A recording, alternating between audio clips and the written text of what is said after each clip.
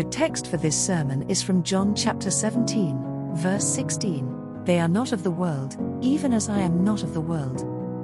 Welcome to Spurgeon's Sermons. If you find this sermon uplifting, be sure to subscribe to this channel. Here you'll be able to find sermons by the man known as the Prince of Preachers, and once you've subscribed, hit the bell icon so you'll get notified whenever we post new videos. We hope and pray that God will bless you richly as you engage with His Word through the preaching of Charles Spurgeon.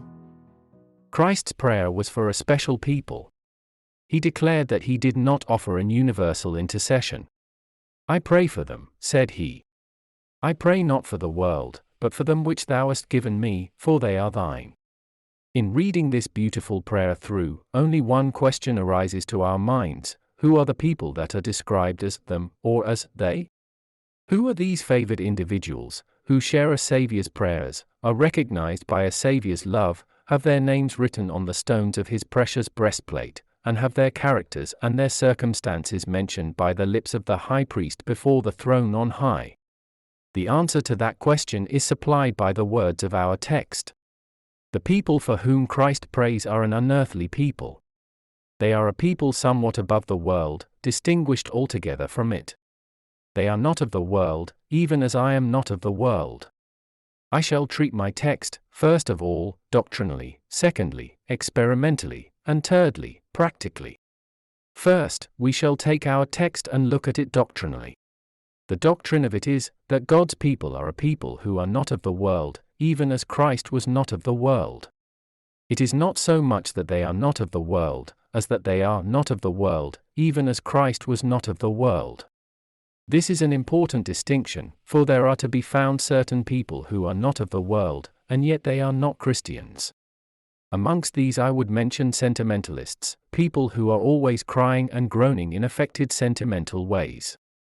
Their spirits are so refined, their characters are so delicate, that they could not attend to ordinary business. They would think it rather degrading to their spiritual nature to attend to anything connected with the world. They live much in the air of romances and novels, love to read things that fetch tears from their eyes. They would like continually to live in a cottage near a wood, or to inhabit some quiet cave, where they could read Zimmerman on solitude forever, for they feel that they are not of the world. The fact is, there is something too flimsy about them to stand the wear and tear of this wicked world. They are so preeminently good, that they cannot bear to do as we poor human creatures do. I have heard of one young lady, who thought himself so spiritually minded that she could not work. A very wise minister said to her, "That is quite correct. You are so spiritually minded that you cannot work. Very well, you are so spiritually minded that you shall not eat unless you do." That brought her back from her great spiritual mindedness. There is a stupid sentimentalism that certain persons nurse themselves into. They read a parcel of books that intoxicate their brains, and then fancy that they have a lofty destiny. These people are not of the world, truly, but the world does not want them, and the world would not miss them much, if they were clean gone forever. There is such a thing as being not of the world, from a high order of sentimentalism, and yet not being a Christian after all. For it is not so much being not of the world, as being not of the world, even as Christ was not of the world. There are others, too, like your monks, and those other mad individuals of the Catholic Church, who are not of the world. They are so awfully good, that they could not live with us sinful creatures at all. They must be distinguished from us altogether. They must not wear, of course, a boot that would at all approach to a worldly shoe, but they must have a sole of leather strapped on with 2 or 3 thongs, like the far-famed Father Ignatius. They could not be expected to wear worldly coats and waistcoats, but they must have peculiar garbs, cut in certain fashions, like the Passionists. They must wear particular dresses, particular garments, particular habits. And we know that some men are not of the world, by the peculiar mouthing they give to all their words, the sort of sweet, savory, buttery flavor they give to the English language, because they think themselves so eminently sanctified that they fancy it would be wrong to indulge in anything in which ordinary mortals indulge. Such persons are, however, reminded that their being not of the world has nothing to do with it. It is not being not of the world, so much as being not of the world, even as Christ was not of the world. This is the distinguishing mark, being different from the world in those respects in which Christ was different.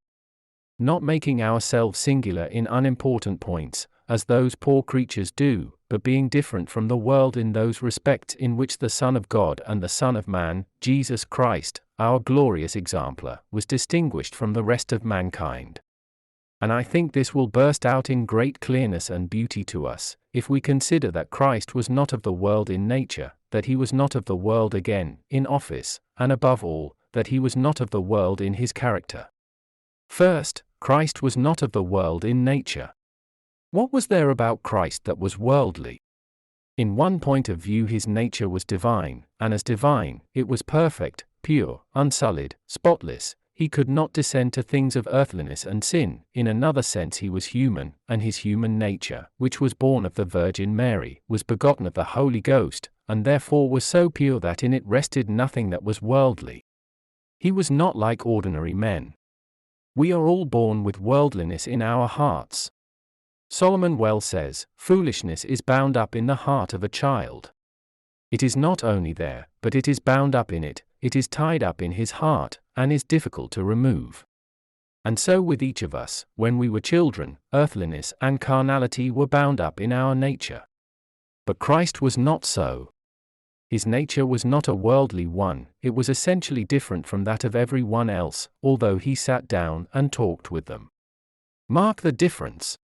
He stood side by side with a Pharisee, but every one could see he was not of the Pharisee's world. He sat by a Samaritan woman, and though he conversed with her very freely, who is it that fails to see that he was not of that Samaritan woman's world, not a sinner like her? He mingled with the publicans, nay, he sat down at the publicans' feast, and eat with publicans and sinners, but you could see by the holy actions and the peculiar gestures he there carried with him, that he was not of the publicans' world, though he mixed with them. There was something so different in his nature that you could not have found an individual in all the world whom you could have set beside him and said, "There. He is of that man's world." Nay, not even John, though he leaned on his bosom and partook very much of his Lord's Spirit, was exactly of that world to which Jesus belonged, for even he once in his Boanergian spirit, said words to this effect, "Let us call down fire from heaven on the heads of those who oppose thee," a thing that Christ could not endure for a moment, and thereby proved that he was something even beyond John's world. Well, beloved, in some sense, the Christian man is not of the world even in his nature. I do not mean in his corrupt and fallen nature, but in his new nature. There is something in a Christian that is utterly and entirely distinct from that of anybody else. Many persons think that the difference between a Christian and a worldling consists in this: one goes to chapel twice on a Sabbath day, another does not go but once, or perhaps not at all, one of them takes the sacrament, the other does not, one pays attention to holy things, the other pays very little attention to them. But, beloved, that does not make a Christian. The distinction between a Christian and a worldling is not merely external, but internal. The difference is one of nature, and not of act. A Christian is as essentially different from a worldling as a dove is from a raven, or a lamb from a lion. He is not of the world even in his nature. You could not make him a worldling. You might do what you liked, you might cause him to fall into some temporary sin, but you could not make him a worldling. You might cause him to backslide, but you could not make him a sinner, as he used to be. He is not of the world by his nature. He is a twice-born man, in his veins run the blood of the royal family of the universe. He is a nobleman, he is a heaven-born child. His freedom is not merely a bought one, but he hath his liberty by his new-born nature. He is begotten again unto a lively hope. He is not of the world by his nature, he is essentially and entirely different from the world. There are persons in this chapel now who are more totally distinct from one another than you can even conceive. I have some here who are intelligent, and some who are ignorant, some who are rich, and some who are poor, but I do not allude to those distinctions, they all melt away into nothing in that great distinction, dead or alive, spiritual or carnal, Christian or worldling. And oh! If ye are God's people, then ye are not of the world in your nature, for ye are not of the world, even as Christ was not of the world. Again, you are not of the world in your office. Christ's office had nothing to do with worldly things. Art thou a king then? Yes, I am a king, but my kingdom is not of this world. Art thou a priest? Yes, I am a priest, but my priesthood is not the priesthood which I shall soon lay aside, or which shall be discontinued as that of others has been. Art thou a teacher? Yes, but my doctrines are not the doctrines of morality, doctrines that concern earthly dealings between man and man simply. My doctrine cometh down from heaven. So Jesus Christ, we say, is not of the world. He had no office that could be termed a worldly one, and he had no aim which was in the least worldly. He did not seek his own applause, his own fame, his own honor. His very office was not of the world. And, O believer, what is thy office? Hast thou none at all? Why, yes, man. Thou art a priest unto the Lord thy God. Thy office is to offer a sacrifice of prayer and praise each day. Ask a Christian what he is. Say to him, what is your official standing? What are you by office? Well, if he answers you properly, he will not say, I am a draper, or druggist, or anything of that sort. No, he will say, I am a priest unto my God. The office unto which I am called is to be the salt of the earth. I am a city set on a hill, a light that cannot be hid. That is my office. My office is not a worldly one. Whether yours be the office of the minister, or the deacon, or the church member, ye are not of this world in your office, even as Christ was not of the world. Your occupation is not a worldly one. 3. Again, ye are not of the world in your character, for that is the chief point in which Christ was not of the world. And now, brethren, I shall have to turn somewhat from doctrine to practice before I get rightly to this part of the subject, for I must reprove many of the Lord's people, that they do not sufficiently manifest that they are not of the world in character, even as Christ was not of the world. Oh! How many of you there are, who will assemble around the table at the supper of your Lord, who do not live like your Savior? How many of you there are, who join our church and walk with us, and yet are not worthy of your high calling and profession? Mark you the churches all around, and let your eyes run with tears, when you remember that of many of their members it cannot be said, ye are not of the world, for they are of the world. Oh, my hearers, I fear many of you are worldly, carnal, and covetous, and yet ye join the churches, and stand well with God's people by a hypocritical profession. O ye whitewashed sepulchres! Ye would deceive even the very elect. Ye make clean the outside of the cup and platter, but your inward part is very wickedness. Oh, that a thundering voice might speak this to your ears, those whom Christ loves are not of the world, but ye are of the world, therefore ye cannot be his, even though ye profess so to be, for those that love him are not such as you. Look at Jesus' character, how different from every other man's, pure, perfect, spotless. Even such should be the life of the believer. I plead not for the possibility of sinless conduct in Christians, but I must hold that grace makes men to differ, and that God's people will be very different from other kinds of people. A servant of God will be a God's man everywhere.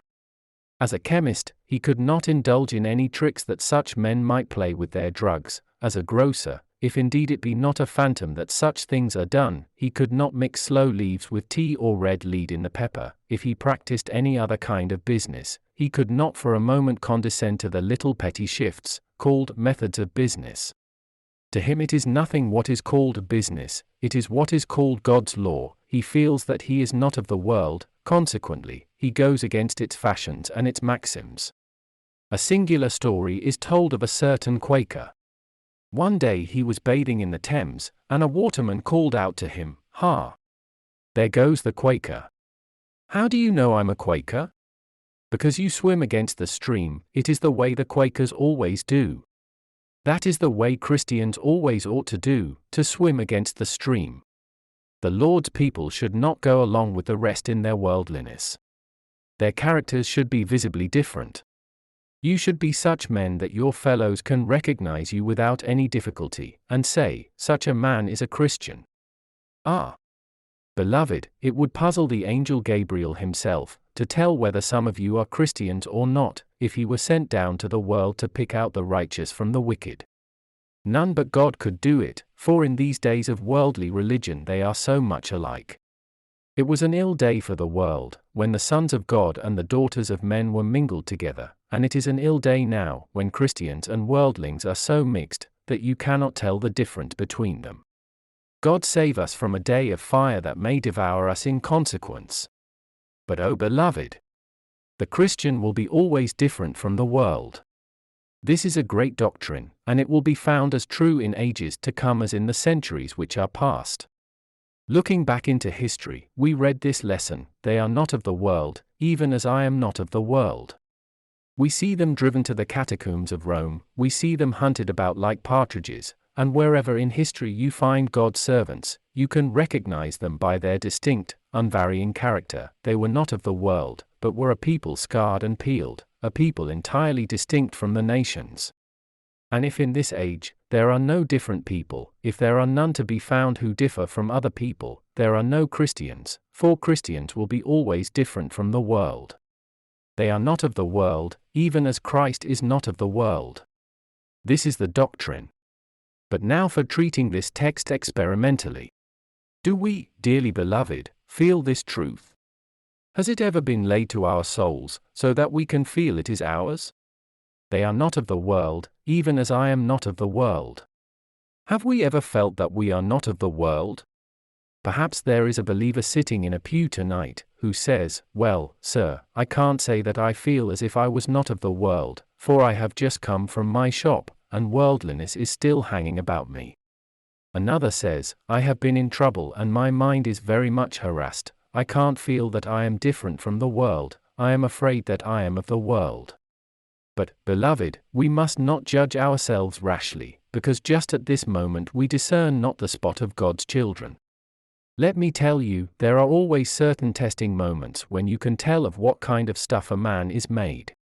Two men are walking, part of the way their road lies side by side. How do you tell which man is going to the right, and which to the left? Why, when they come to the turning point.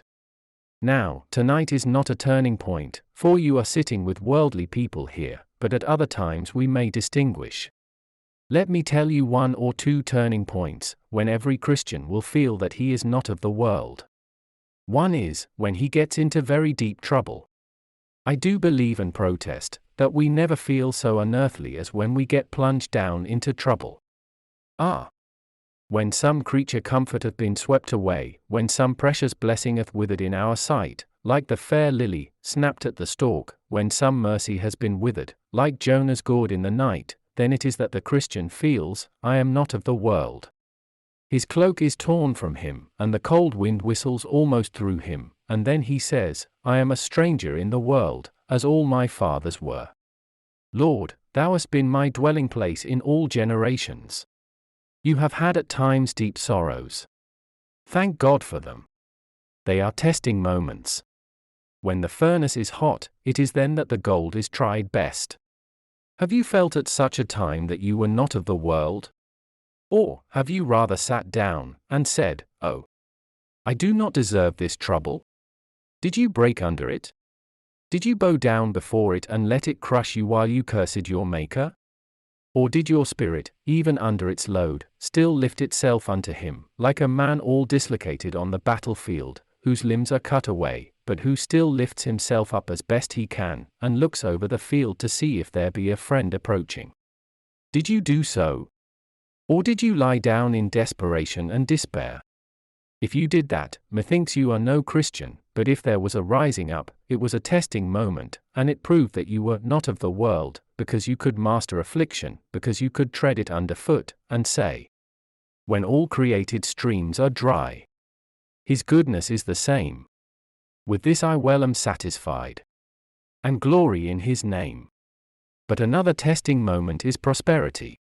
Oh, there have been some of God's people, who have been more tried by prosperity than by adversity.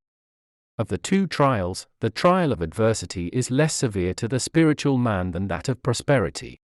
As the fining pot for silver, so is a man to his praise. It is a terrible thing to be prosperous. You had need to pray to God, not only to help you in your troubles, but to help you in your blessings. Mr. Whitfield once had a petition to put up for a young man who had, stop, you will think it was for a young man who had lost his father or his property. No. The prayers of the congregation are desired for a young man who has become heir to an immense fortune, and who feels he has need of much grace to keep him humble in the midst of riches. That is the kind of prayer that ought to be put up, for prosperity is a hard thing to bear. Now, perhaps you have become almost intoxicated with worldly delights, even as a Christian. Everything goes well with you, you have loved, and you are loved. Your affairs are prosperous, your heart rejoices, your eyes sparkle, you tread the earth with a happy soul and a joyous countenance, you are a happy man, for you have found that even in worldly things, godliness with contentment is great gain. Did you ever feel? These can never satisfy. Give me Christ, or else I die. Did you feel that these comforts were nothing but the leaves of the tree, and not the fruit, and that you could not live upon mere leaves? Did you feel they were after all nothing but husks? Or did you not sit down and say, now, soul, take thine ease, thou hast goods laid up for many years, eat, drink, and be merry? If you did imitate the rich fool, then you were of the world, but if your spirit went up above your prosperity so that you still lived near to God, then you proved that you were a child of God, for you were not of the world. These are testing points, both prosperity and adversity. Again, you may test yourselves in this way in solitude and in company. In solitude you may tell whether you are not of the world. I sit me down, throw the window up, look out on the stars, and think of them as the eyes of God looking down upon me. And oh, does it not seem glorious at times to consider the heavens when we can say, beyond those stars is my house not made with hands, those stars are milestones on the road to glory, and I shall soon tread the glittering way, or be carried by seraphs far beyond them, and be there. Have you felt in solitude that you are not of the world? And so again in company. Beloved, believe me, company is one of the best tests for a Christian. You are invited to an evening party. Sundry amusements are provided which are not considered exactly sinful, but which certainly cannot come under the name of pious amusements. You sit there with the rest, there is a deal of idle chat going on, you would be thought puritanical to protest against it.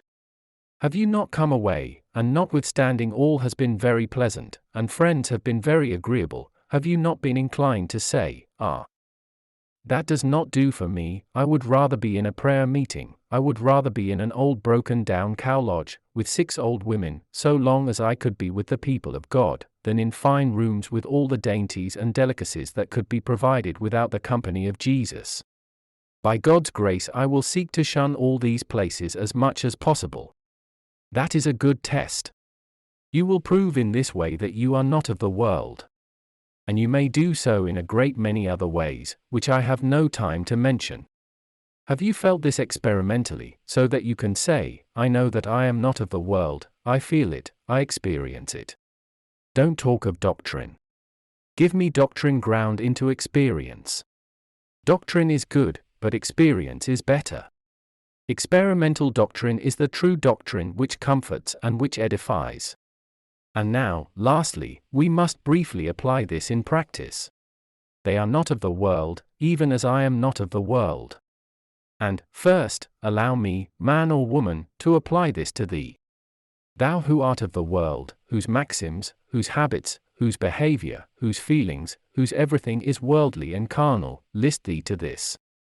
Perhaps thou makest some profession of religion. Hear me, then. Thy boasting of religion is empty as a phantom, and shall pass away when the sun rises, as the ghosts sleep in their grave at the crowing of the cock.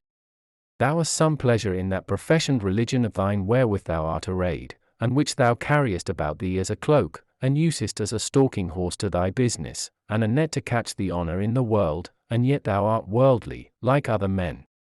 Then I tell thee, if there be no distinction between thyself and the worldly, the doom of the worldly shall be thy doom. If thou wert marked and watched, thy next door tradesman would act as thou dost, and thou actest as he does, there is no distinction between thee and the world. Hear me, then, it is God's solemn truth. Thou art none of his. If thou art like the rest of the world, thou art of the world. Thou art a goat, and with goats thou shalt be cursed, for the sheep can always be distinguished from the goat by their appearance. O ye worldly men of the world! Ye carnal professors, ye who crowd our churches, and fill our places of worship, this is God's truth. Let me say it solemnly. If I should say it as I ought, it would be weeping tears of blood. Ye are, with all your profession, in the gall of bitterness, with all your boastings, ye are in bonds of iniquity, for ye act as others, and ye shall come where others come, and it shall be done with you as with more notorious heirs of hell. There is an old story which was once told of a dissenting minister. The old custom was, that a minister might stop at an inn, and not pay anything for his bed or his board, and when he went to preach, from place to place, he was charged nothing for the conveyance in which he rode. But on one occasion, a certain minister stopped at an inn and went to bed. The landlord listened and heard no prayer, so when he came down in the morning, he presented his bill. "Oh, I am not going to pay that, for I am a minister." "Ah," said the landlord, "you went to bed last night like a sinner, and you shall pay this morning like a sinner. I will not let you go." Now, it strikes me that this will be the case with some of you when you come to God's bar. Though you pretended to be a Christian, you acted like a sinner, and you shall fare like a sinner too. Your actions were unrighteous, they were far from God, and you shall have a portion with those whose character was the same as yours. Be not deceived, it is easy to be so. God is not mocked, though we often are, both minister and people. God is not mocked, whatsoever a man soweth, that shall he also reap. And now we want to apply this to many true children of God who are here, by way of caution. I say, my brother Christian, you are not of the world. I am not going to speak hardly to you, because you are my brother, and in speaking to you I speak to myself also, for I am as guilty as thou art. Brother, have we not often been too much like the world? Do we not sometimes in our conversation talk too much like the world? Come, let me ask myself, are there not too many idle words that I say? That there are. And do I not sometimes give occasion to the enemy to blaspheme, because I am not so different from the world as I ought to be? Come, brother, let us confess our sins together. Have we not been too worldly? Ah, we have. Oh, let this solemn thought cross our minds, suppose that after all we should not be his. For it is written, ye are not of the world. O God! If we are not right, make us so, where we are a little right, make us still more right, and where we are wrong, amend us. Allow me to tell a story to you. I told it when I was preaching last Tuesday morning, but it is worth telling again. There is a great evil in many of us being too light and frothy in our conversation. A very solemn thing once happened. A minister had been preaching in a country village, very earnestly and fervently. In the midst of his congregation there was a young man who was deeply impressed with a sense of sin under the sermon. He therefore sought the minister as he went out, in hopes of walking home with him. They walked till they came to a friend's house. On the road the minister had talked about anything except the subject on which he had preached, though he had preached very earnestly, and even with tears in his eyes. The young man thought within himself, "Oh, I wish I could unburden my heart and speak to him, but cannot." He does not say anything now about what he spoke of in the pulpit. When they were at supper that evening, the conversation was very far from what it should be, and the minister indulged in all kinds of jokes and light sayings. The young man had gone into the house with eyes filled with tears, feeling like a sinner should feel, but as soon as he got outside, after the conversation, he stamped his foot and said, "It is a lie from beginning to end. That man has preached like an angel and now he has talked like a devil." Some years after the young man was taken ill and sent for this same minister. The minister did not know him. "Do you remember preaching at such and such a village?" asked the young man. "I do. Your text was very deeply laid to my heart." "Thank God for that," said the minister. "Do not be so quick about thanking God," said the young man. "Do you know what you talked of that evening afterwards, when I went to supper with you?" "Sir, I shall be damned." And I will charge you before God's throne with being the author of my damnation. On that night I did feel my sin, but you were the means of scattering all my impressions. That is a solemn thought, brother, and teaches us how we should curb our tongues, especially those who are so light-hearted, after solemn services and earnest preachings, that we should not betray levity. Oh! Let us take heed that we are not of the world, even as Christ was not of the world. And Christian, lastly, by way of practice, let me comfort thee with this. Thou art not of the world, for thy home is in heaven. Be content to be here a little, for thou art not of the world, and thou shalt go up to thine own bright inheritance, by and by. A man in traveling goes into an inn, it is rather uncomfortable. Well, says he, I shall not have to stay here many nights, I have only to sleep here tonight, I shall be at home in the morning, so that I don't care much about one night's lodging being a little uncomfortable. So, Christian, this world is never a very comfortable one, but recollect, you are not of the world. This world is like an inn, you are only lodging here a little while. Put up with a little inconvenience, because you are not of the world, even as Christ is not of the world, and by, up yonder, you shall be gathered into your Father's house, and there you will find that there is a new heaven and a new earth provided for those who are not of the world. Thank you for listening to this sermon by Charles Spurgeon. This YouTube channel exists to help thousands of people like you encounter God through Spurgeon's preaching. You can discover more about the man known as the Prince of Preachers by clicking the links in the description below. Subscribe to this channel to dive deeper into the treasury of Spurgeon's preaching, and hit the bell icon so you'll be notified whenever we post sermons and content written by Charles Spurgeon.